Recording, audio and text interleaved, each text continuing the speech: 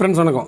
இது பார்த்திங்க அப்படின்னா நம்ம கேஎம்எஸோட 5 சேனல் போர்டு ஃபிட்டிங் போட்டு வச்சுருக்கேன்.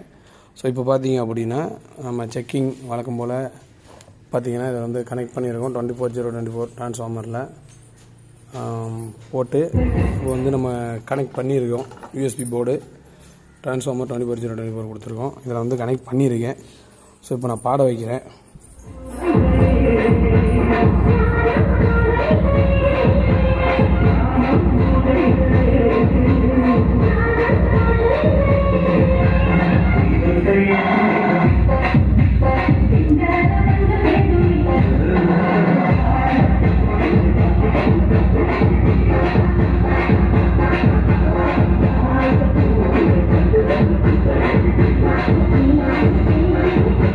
அது 12 inch speaker, 12 inch 200 watts speaker மேக்னெட்ஸில் நம்ம செக்கிங்க்கு வந்து யூஸ் பண்ணிகிட்ருக்கோம். அது வந்து இதில் பாடிட்டுருக்கு.